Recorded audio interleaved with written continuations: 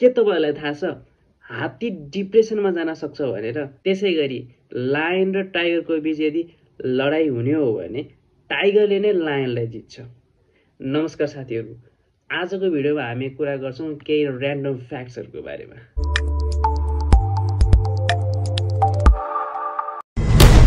हात्ती इमोसनल जनावरहरु मध्येमा एक हो। हात्तीले धेरै पुरानो कुराहरुलाई पनि याद गर्ने गर्दछ। यदि हात्तीको फ्यामिली मेम्बर मध्येमा कसैको मृत्यु भयो भने हात्ती डिप्रेसनमा गएर चाहिँ खाना पानी नखाएर मर्न पनि सक्छ। त्यसैगरी तपाईलाई थाहा होला जंगलको राजा सिंह हो भनेर। तर सिंह र बाघ बीच लडाई हुने हो भने कसले जित्ला त? सिंह र बाघको अहिलेसम्म कुनै अफिसियल्ली त्यस्तो लडाई चाहिँ गरेको छैन।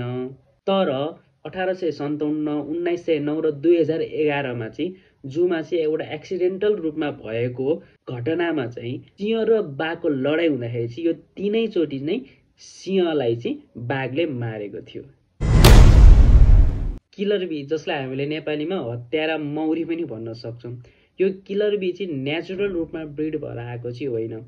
साइन्टिस्टहरूले चाहिँ महको उत्पादनलाई चाहिँ बढाउनको लागि चाहिँ वेस्टर्न र अफ्रिकन बीमा चाहिँ क्रस ब्रिडिङ गराएर चाहिँ किलर बी बनाएका थिए। पछि यो चाहिँ ल्याबबाट भागेको कारणले गर्दाखेरि यसको मात्रा पछि बढ्दै गयो भने अहिलेसम्म संसारभरि नै 1000 भन्दा बेसी मान्छेहरूको ज्यान चाहिँ यसले लिएको छ। किलर बीले भन्ने गरिन्छ कमसे कम पनि आधा किलोमिटर भन्दा पनि बेसी चाहिँ यसले मान्छेको पिछा गरेर छाड्छ।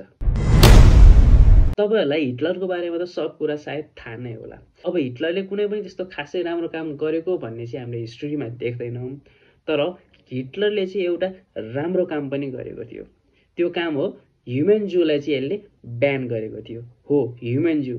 डिफ्रेन्ट कलर, डिफ्रेन्ट ढाँचा भएका मान्छेहरूलाई चाहिँ त्यो बेलामा चाहिँ जनावर जस्तै गरेर चाहिँ जूमा राख्ने गरिन्थ्यो र त्यसलाई हेर्नको लागि भनेर मान्छेले टिकट काटेर नै हेर्न पनि जान्थे।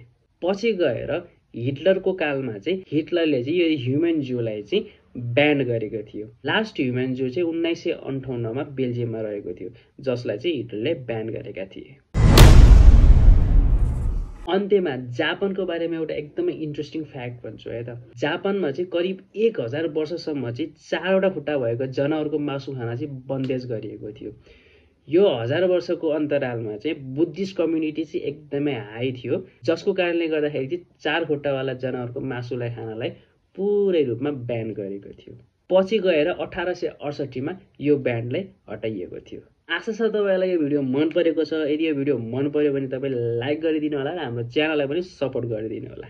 धन्यवाद।